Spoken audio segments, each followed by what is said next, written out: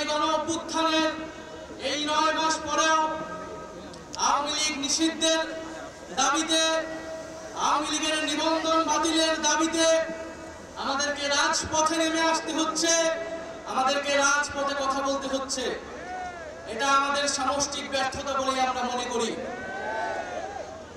আমরা জুলাই গণ অভ্যুত্থানের প্রেক্ষিতে যে অন্তর্বর্তী সরকার গঠনে অংশ নিয়েছিলাম, সেই সরকারের কাছে আমাদের অন্যতম দাবি ছিল, জাতির কাছে আমাদের অন্যতম প্রতিশ্রুতি ছিল, জুলাই গণ অভ্যুত্থান সহ যে বিগত 16 বছরে যে ফ্যাসিজম, স্বৈরাচার তৈরি হয়েছিল বাংলাদেশে, তার বিচার নিশ্চিত করা। বিচার এবং সংস্কারের জন্যই মানুষ রাজপথে নেমে এসেছিল। বন্ধুগণ, একটু পেছন থেকে ইতিহাসটা বলতে চাই। বাংলাদেশের জনগণ এই 24-এ প্রথমবার রাজপথে নেমে আসেনি, রক্ত দেয়নি, আত্মত্যাগ করেনি। ইতিহাসের বিভিন্ন পর্যায়ে বাংলাদেশের জনগণ রাজপথে নেমে এসেছে, জীবন দান করেছে, শাহাদাত বরণ করেছে। ন্যায় বিচার, মানবিক মর্যাদা, গণতন্ত্র, সার্বভৌমত্ব, স্বাধীনতা প্রতিষ্ঠার জন্য 1947 সালে এই পূর্ববঙ্গের বাঙালি মুসলমান নিম্নবর্গের হিন্দুর সাথে কাঁধে কাঁধ মিলিয়ে এই পূর্ববঙ্গের জনপদের অর্থনৈতিক এবং ধর্মীয় সাংস্কৃতিক অধিকার রক্ষার জন্য লড়াই করেছিল।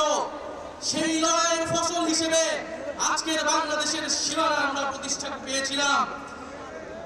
যদিও সেই সময় আমাদের লড়াইয়ের গন্তব্য ছিল সমগ্র বাংলার অখণ্ডতা কায়েম করা, কিন্তু কলকাতার ব্রাহ্মণ্যবাদী জমিদারদের ষড়যন্ত্রের কারণে সেই রাষ্ট্রকল্প আমাদের ব্যর্থ হয়েছিল। ফলে আমরা পাকিস্তান রাষ্ট্রে সাময়িকভাবে আশ্রয় নিয়েছিলাম।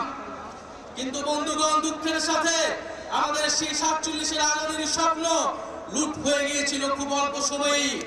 পাকিস্তানের শাসক গোষ্ঠী এখানে বাঙালি জনগোষ্ঠীর ভাষা, সংস্কৃতি এবং অধিকারের উপর হস্তক্ষেপ করেছে এবং বাঙালি জনগোষ্ঠীকে তার ন্যায্য অধিকার থেকে বঞ্চিত করেছে বারবার।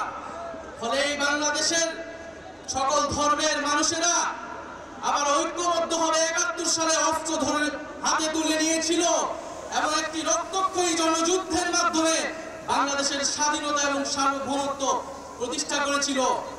কিন্তু আমারও দুঃখের সাথে 71-এর পরে এই 72 সালে আমার সোনার বাংলার স্বপ্ন এই মুজিববাদীদের হাতে বেহাত হয়ে গিয়েছিল।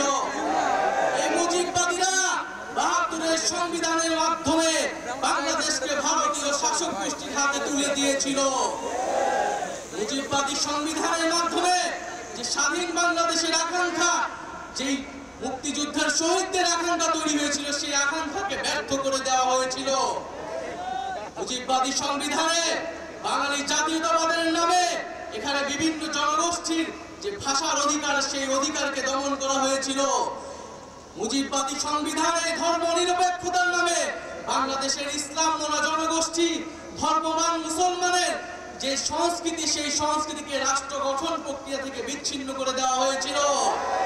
এখানে সমাজতন্ত্রের নামে যে পুঁজির স্বাধীন বিকাশ, সেই বিকাশকে ব্যর্থ করা হয়েছিল এবং অর্থনীতিকে লক্ষ্মী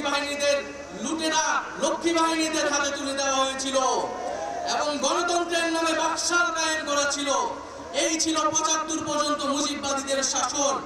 আমরা দেখেছি স্বাধীন বাংলায় এরপরে বিভিন্ন সময়ে সামরিক হস্তক্ষেপ হয়েছে। এক পর্যায়ে বাংলাদেশের জনগণ 90 সালে আবারও রাজপথে নেমে একটি গণ অভ্যুত্থান তৈরি করেছিল। সেই গণ অভ্যুত্থানের পরে স্বৈরতন্ত্রের পতন ঘটেছিল।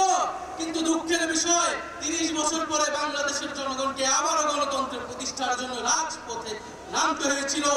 কেন নামতে হয়েছিল? কারণ গণ অভ্যুত্থানে রাজনৈতিক দলগুলো যে প্রতিশ্রুতি দিয়ে ক্ষমতায় গিয়েছিল, সেই প্রতিশ্রুতি তারা রক্ষা করেনি।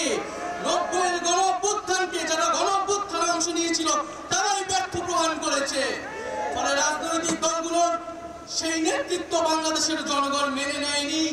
বিগত 16 বছরও রাজনৈতিক দলগুলোর, ফ্যাসিবাদ বিরোধী দলগুলোর নেতৃত্বে জনগণ রাজপথে নেমে আসেনি।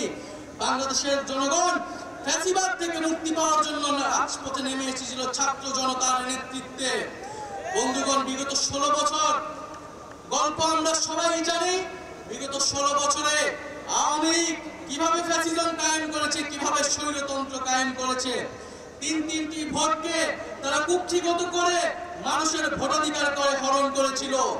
পিলখানা হত্যাকাণ্ডের মাধ্যমে বাংলাদেশের সেনাবাহিনীর দেশপ্রেমিক অংশকে তারা পরাস্ত করেছিল এবং বাংলাদেশের সার্বভৌমত্বকে হুমকির মুখে ঠেলে দিয়েছিল। 2013 সালে শাপলার হত্যাকাণ্ডের মাধ্যমে বাংলাদেশের ধর্মপ্রাণ মুসলমান এবং আলেম ওলামাদের মত প্রকাশের যে অধিকার, সেই অধিকারকে তারা হরণ করেছিল। এছাড়া ধারাবাহিকভাবে কোটা সংস্কার আন্দোলন, নিরাপদ সড়ক আন্দোলন, মোদী বিরোধী আন্দোলনে তারা হত্যাকাণ্ড এবং দমন পীড়ন চালিয়েছে। সর্বশেষ জুলাই আগস্ট মাসে ছাত্র জনতা তাদের অধিকারের জন্য যখন রাজপথে নেমে এসেছিল, সেই জনগণের উপরে তারা এই দেশের পুলিশকে দিয়ে, এই দেশের সেনাবাহিনীকে দিয়ে, এই দেশের বিজিবিকে দিয়ে গুলি চালিয়েছিল। আওয়ামী লীগ কোনো রাজনৈতিক দল নয়, আওয়ামী লীগ একটি ফ্যাসিস্ট সন্ত্রাসী সংগঠনে পরিণত হয়েছে। আওয়ামী লীগের রাজনীতি করার আর কোনো আলোচনার প্রশ্ন থাকে না।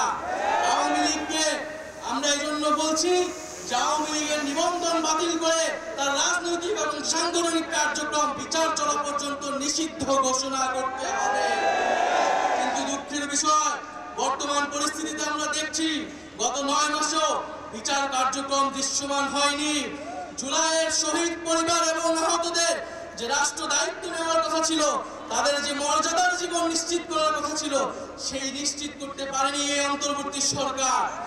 এবং আমরা দেখছি দুঃখের সাথে যাদেরকে গ্রেফতার করা হচ্ছে তারা জামিনে মুক্তি পেয়ে যাচ্ছে, বিভিন্ন জায়গায় মামলা বাণিজ্য করা হচ্ছে এবং বিভিন্ন রাজনৈতিক দলের আশ্রয়ে আওয়ামী লীগ তৃণমূলে পুনর্বাসিত হওয়ার পরিকল্পনা করছে। বন্ধুগণ, আমরা দেখতে পাচ্ছি যে আমাদের এই অন্তর্বর্তী সরকারের সময়, গণঅভ্যুত্থান পরবর্তী সরকারের সময় যে নির্বাচন কমিশন গঠিত হয়েছে, সেই নির্বাচন কমিশন গণহত্যাকারী ফ্যাসিস্ট আওয়ামী লীগের লোকদেরকে প্রার্থিতা অযোগ্যতা ঘোষণা করতে সম্মতি দিচ্ছে না। তারা বলছে যে এটি নাকি রাজনৈতিক সিদ্ধান্ত। নির্বাচন সংস্কার কমিশন সুস্পষ্টভাবে সুপারিশ করেছে যারা গণহত্যা করেছে, যারা লুটপাট করেছে, যারা ফ্যাসিস্ট আওয়ামী লীগের সাথে জড়িত ছিল, তারা কোনোভাবে আগামী নির্বাচনে অংশগ্রহণ করতে পারবে না। কিন্তু নির্বাচন কমিশন এখনো সেই প্রস্তাবে সম্মত হচ্ছে না। আমরা সন্দেহ প্রকাশ করছি এই নির্বাচন কমিশন কার পারপাস সার্ভ করবে। ভুলে গেলে চলবে না, গণঅভ্যুত্থানের পরে এই নির্বাচন কমিশন গঠিত হয়েছে। আমরা দুঃখের সাথে দেখতে পাচ্ছি বিভিন্ন মিডিয়ায় সাংবাদিকরা প্রশ্ন করছে, সারা প্রশ্ন করার সাহস পাচ্ছে যে শেখ হাসিনা কি গণহত্যাকারী, সেটা কি প্রমাণিত হয়েছে কি প্রমাণিত হয় নাই। সেই সব সাংবাদিকদের উদ্দেশ্যে বলতে চাই, আপনারা সাংবাদিক নন, আপনারা ফ্যাসিস্ট আওয়ামী লীগের দোসর। শুধু বাংলাদেশে নয়, পুরো পৃথিবীতে জাতিসংঘের রিপোর্টও স্পষ্টভাবে প্রমাণিত হয়েছে শেখ হাসিনার নির্দেশে, আওয়ামী লীগের নির্দেশে, আওয়ামী লীগের পরিকল্পনায় এই জুলাই আগস্টে গণহত্যা এবং মানবতা বিরোধী হত্যাকাণ্ড খুব সংঘটিত হয়েছে। আজকের এই বিক্ষোভ সমাবেশ থেকে আমরা সুস্পষ্টভাবে বলতে চাই